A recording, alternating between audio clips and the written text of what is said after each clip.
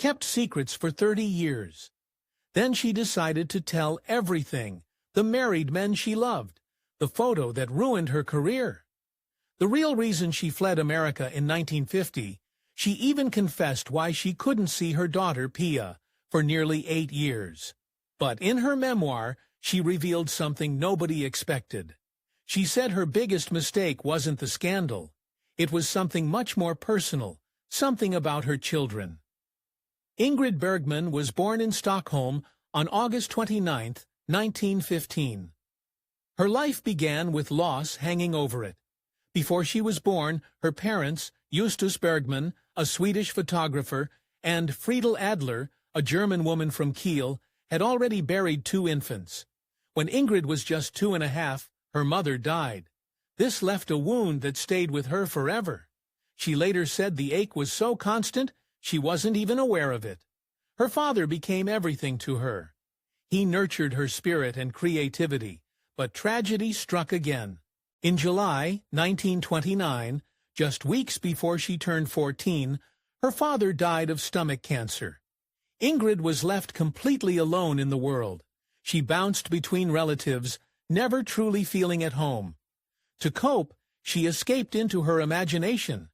The stage and the characters she dreamed up became her safe place. These early heartbreaks gave her a deep well of emotion that she would one day pour into her legendary film roles.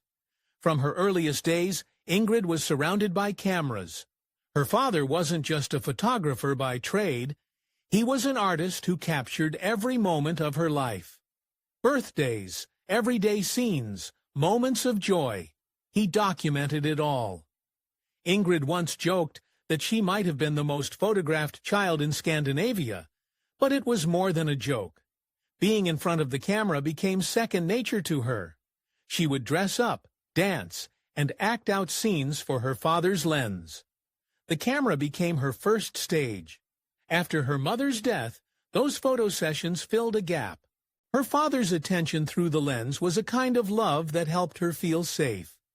When she finally stepped onto a real stage, it felt familiar. The camera had been preparing her all along. What started as play turned into survival, and that comfort she had in front of the camera became part of what made her so captivating as an actress. Ingrid's school years were hard. She went to Palmgrenska, Samskolan, in Stockholm, but she didn't fit in. She wasn't a good student, and she wasn't popular. She felt awkward and shy. Her nervousness was so bad it showed up in strange ways. Her fingers, lips, and eyelids would swell, and doctors couldn't explain why, but she had one passion that never failed her. She loved to act. She would retreat to her room and lose herself in imaginary roles. When she was 11, she saw her first play at the Royal Dramatic Theatre and told her father, "That's what I'm going to do."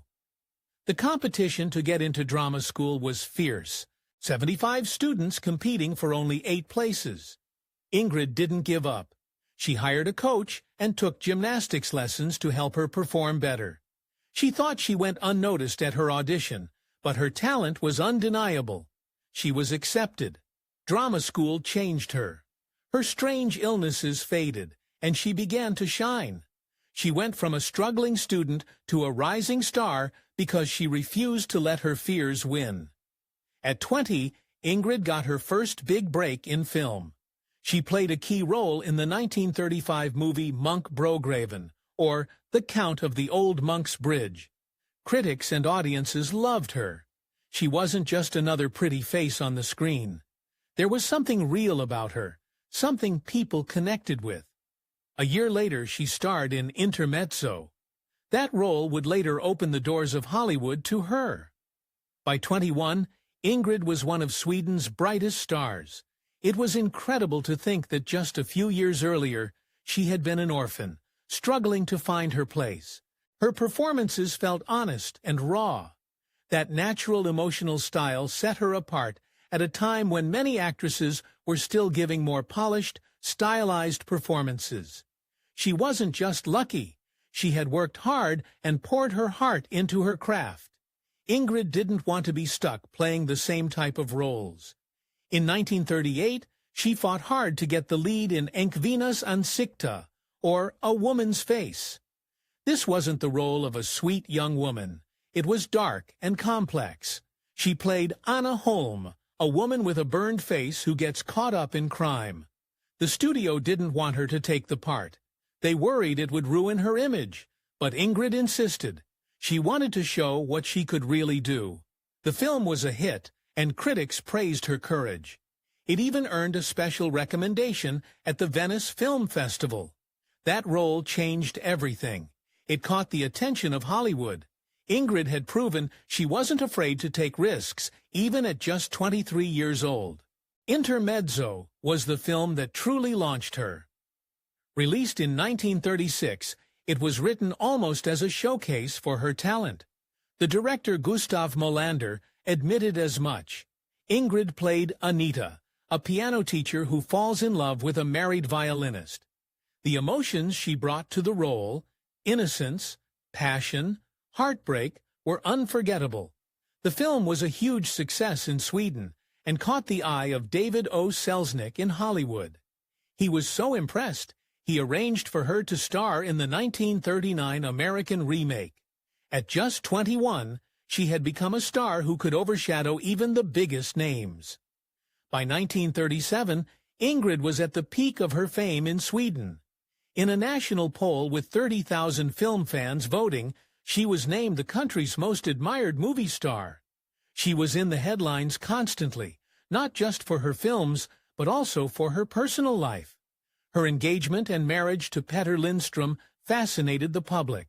But with fame came pressure. Ingrid worried that her bold choices might upset her fans.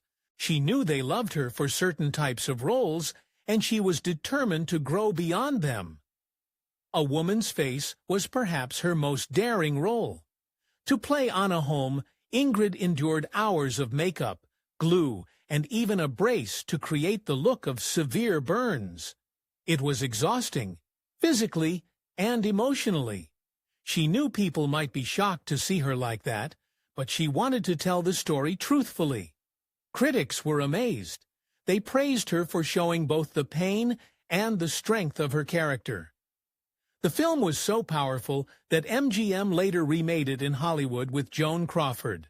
The film's impact went beyond Sweden. It was honored at the 1938 Venice Film Festival, one of the most prestigious in the world for its artistic achievement. That recognition helped Ingrid break through internationally. Studios in Hollywood and Europe took notice. It was clear she was no longer just a Swedish star. She was on her way to becoming a global icon. Ingrid's personal life was also filled with drama. She married Petter Lindström on July 10, 1937. At first, he seemed like the perfect partner.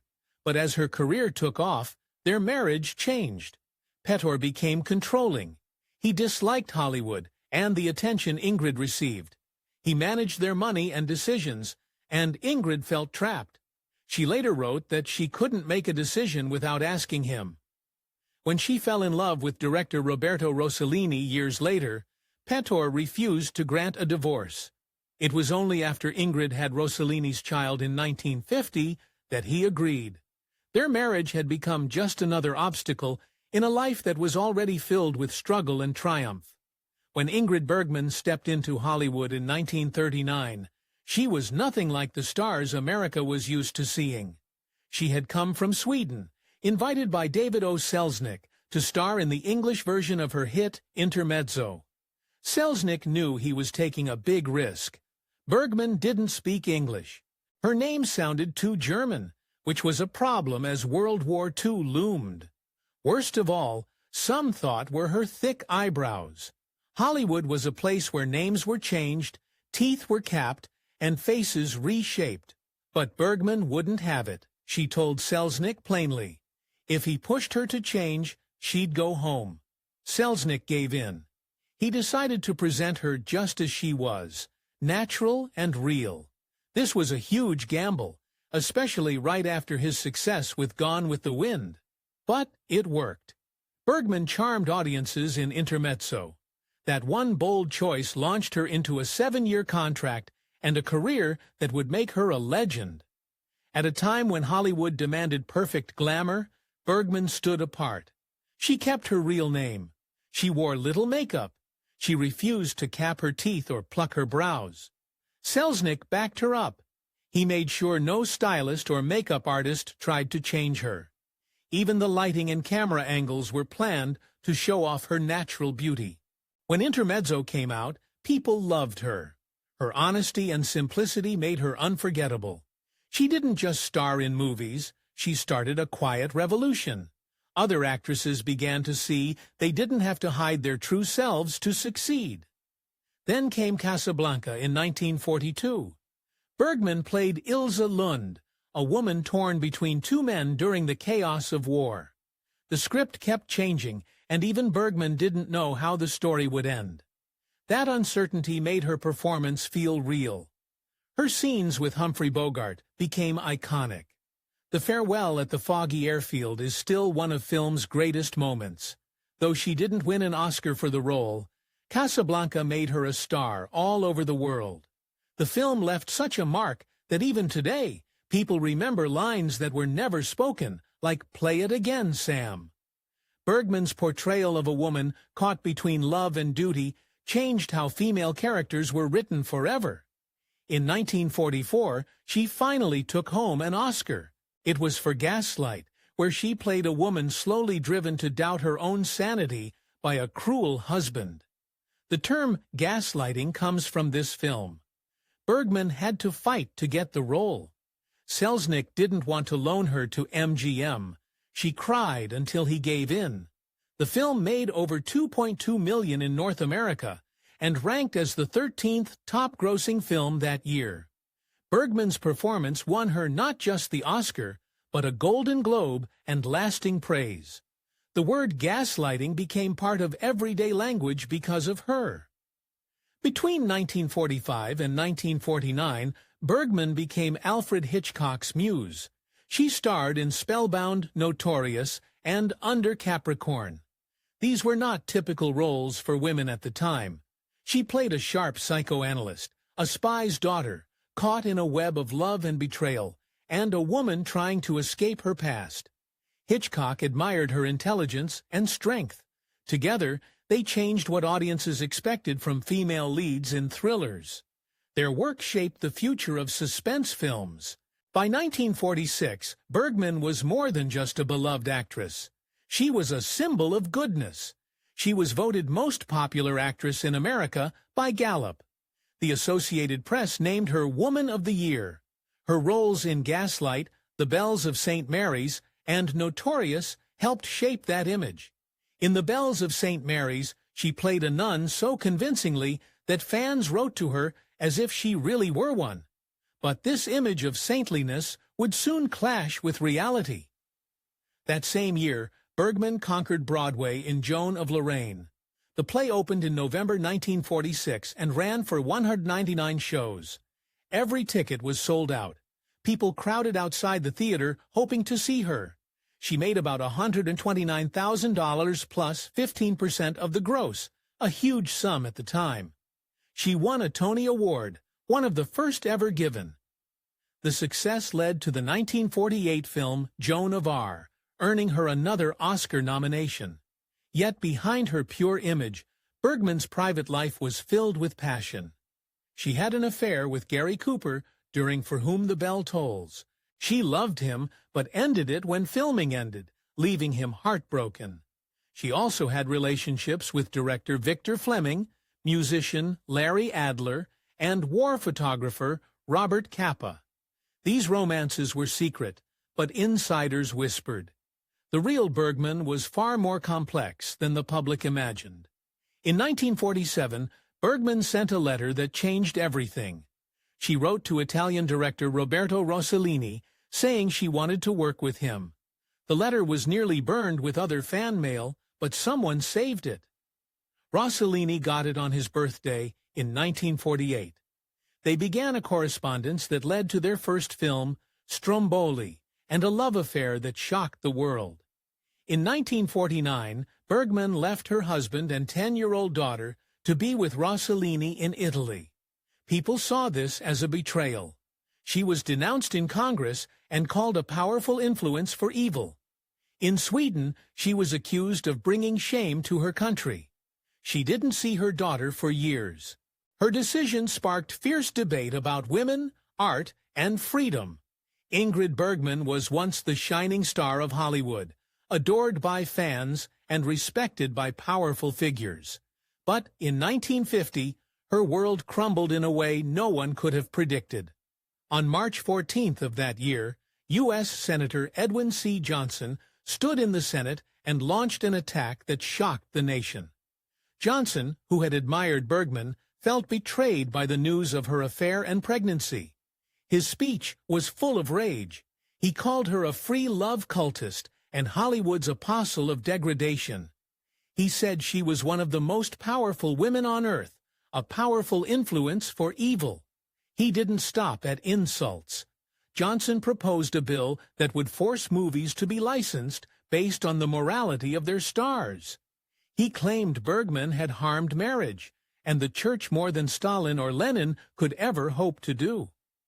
The speech turned a private affair into a public crusade. Bergman later said, "I was a danger for American womanhood." The condemnation drove her into exile in Europe, where she stayed for nearly 10 years. The attack became one of the harshest examples of politics, invading a celebrity's private life. Its effects haunted Hollywood for years. The anger didn't end with the Senate. Religious leaders and groups across America took action. The Catholic Church, led by Cardinal Spellman in New York, denounced Bergman's films. He called them blasphemous and a despicable affront to every Christian. Catholic groups picketed cinemas. Protesters carried signs that read, "This picture is an insult to every decent woman and her mother." The backlash hit hard. In Georgia, the state Senate banned her film Strumbowl. Theaters in Memphis banned all of her films. Across the country, cinemas gave in to the pressure and canceled screenings. The Vatican's disapproval made the scandal global. The boycotts didn't just hurt ticket sales. They wiped her off American screens for years. The episode showed how powerful moral and religious groups were at the time. They could ruin a career and control what people saw at the movies. Bergman also faced a flood of hate from the public. She received at least 47 hateful telegrams in one delivery. People called her a whore, ungodly, and un-American. Some promised never to let their children watch her films again. Others sent threats, prayers for her soul, or cruel poems. The hate mail was overwhelming. Art Buchwald, a journalist, said he saw 10, 12, 14 huge mailbags full of angry letters. Many came from people who said they were Christians. Bergman tried to answer the kind letters. She kept the rest, trying to laugh it off, but the experience left deep scars. Her daughter, Pia, later said it was traumatic to see her mother go from saint to tramp in just days. As all this unfolded, Bergman was trapped in her apartment in Rome. The woman once seen as pure and heroic was now treated like a villain. Reporters and photographers camped outside her building day and night. She was 3 months pregnant and couldn't leave without being mobbed. Even Hollywood distanced itself from her. The press siege meant she lived like a prisoner. Every move she made was news. The shame and isolation crushed her. Even from across the ocean, Senator Johnson's words and the hate mail followed her, turning her life upside down.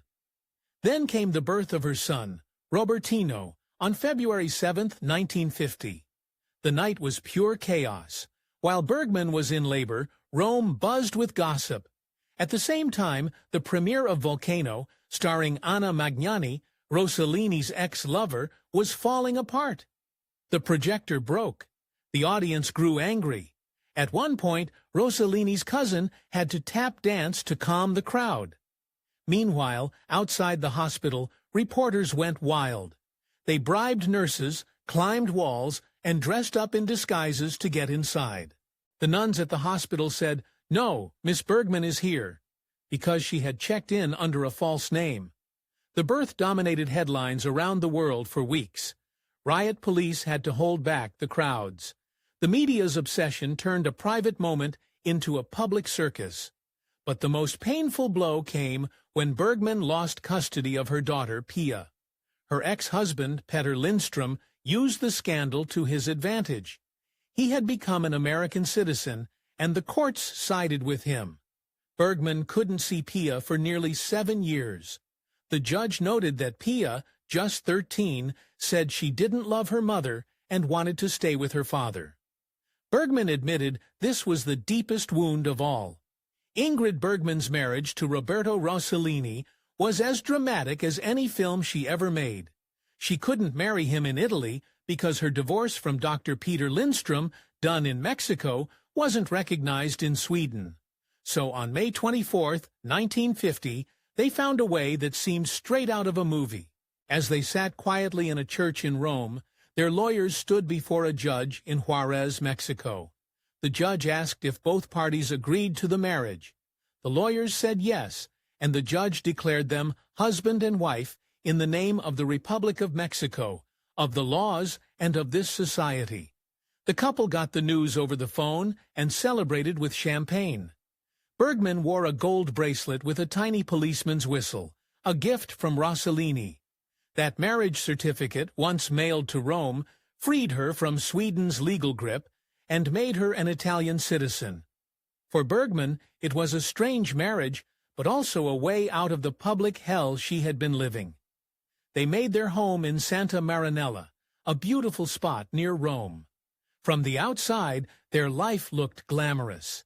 They lived in a large villa filled with friends, family, and local children. But behind that happy image, their finances were falling apart. Rossellini's films often failed at the box office, and he struggled to find money for new ones. Still, they kept spending. Rossellini was generous, always making sure guests felt welcome. Bergman, once among Hollywood's top earners, now lived in fear of the bills piling up. The paparazzi didn't help. They hounded the couple day and night, adding stress to an already troubled life. Even after they separated, Bergman returned to the villa often, bringing gifts for the local families who had once been part of their daily life.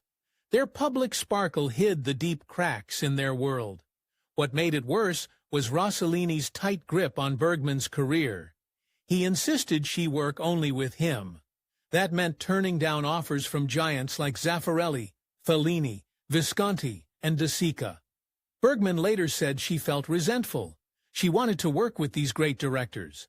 Instead, she starred in films like Stromboli, 1950, Europe 51, 1952, and Journey to Italy, 1954. Critics admired some of them, but audiences stayed away.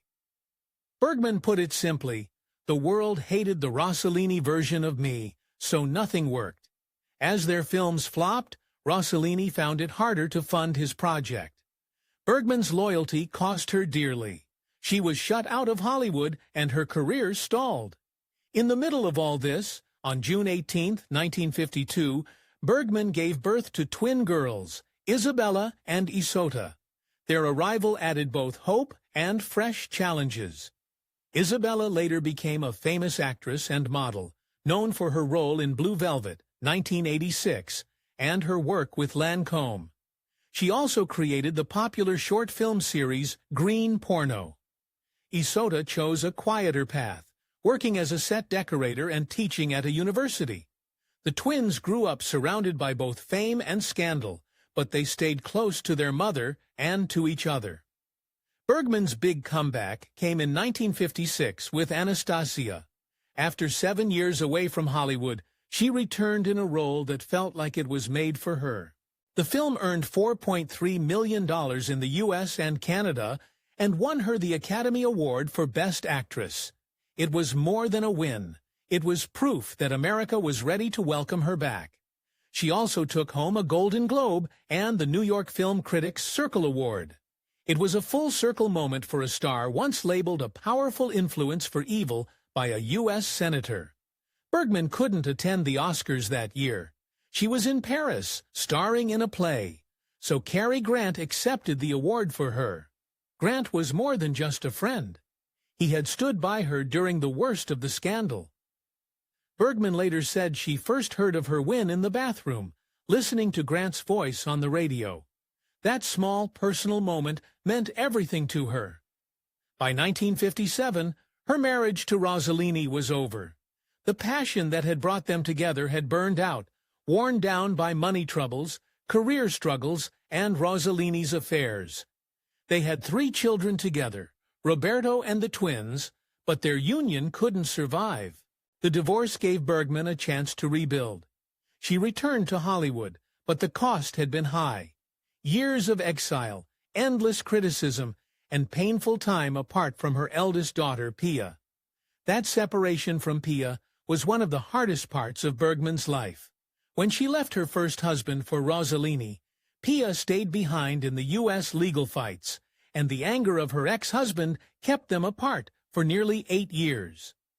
Finally, in 1957, Pia, then almost 20, traveled to Rome to see her mother. The meeting brought no bitterness. For Bergman, it was a relief. She had paid a steep price, but she had her daughter back. Ingrid Bergman's 1980 autobiography, My Story, was one of the most honest books ever written by a Hollywood star. It came out just 2 years before her death, in 1982. The book was 500 pages long and co-written with Alan Burgess. In it, Bergman opened up about her life like never before. She shared secrets that shocked readers and let people see who she really was behind the screen image. She made it clear why she wrote the book. Bergman knew that after she was gone, others would try to tell her story. She didn't want her life to be twisted by lies or half-truths. She wanted to set the record straight herself. That's why she held nothing back. She talked about her personal life, her choices, and her mistakes with striking honesty.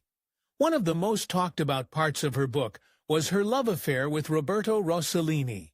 At the time, she was married to Peter Lindstrom, a respected brain surgeon. But she fell in love with Rossellini, an Italian film director. This became one of Hollywood's biggest scandals of the 1950s. Bergman devoted about 1/3 of the book to this chapter of her life. It all started when she sent Rossellini a fan letter. She had seen his films, Open City and Paisan, and admired his work. In her letter, she wrote, "Dear Roberto, I saw your films Open City and Paisan, and enjoyed them very much. If you need a Swedish actress who speaks English very well, who has not forgotten her German, who is not very understandable in French, and who in Italian knows only Ti amo, I am ready to come and make a film with you." That bold step changed her life forever. Their romance became serious fast. Bergman became pregnant while still married to Lindstrom. A photo of her and Rossellini holding hands on the Amalfi Coast made the world see her as a fallen woman. She later wrote, "After that photo was published, the whole world knew I was a lost woman. The public's reaction was brutal." Senator Edwin C. Johnson even condemned her in Congress. He called her a free love cultist. Religious groups boycotted her films. Some states banned her movies altogether. Bergman was forced to leave the U.S. for 7 years. She later said she was shocked to learn that people thought they owned her. "I didn't know I belonged to the American people, that everyone had a right to tell me what to do," she reflected. Her book also shared painful truths about her marriages. In the beginning, she praised Lindstrom for helping guide her, but over time, his controlling side bothered her. He told her things like, "Don't raise your shoulders. Don't scrunch your forehead." With Rossellini, things weren't much better. He didn't want her to work with other directors. That led to box office flops that hurt both their careers and strained their marriage. Bergman admitted that her dedication to acting sometimes hurt her family life. The book describes how she missed much of her daughter, Pia's childhood. Reviewers felt sorry for her children because she wasn't there for them as they grew up, especially during her years with Rossellini. The timing of Bergman's death was both sad and poetic.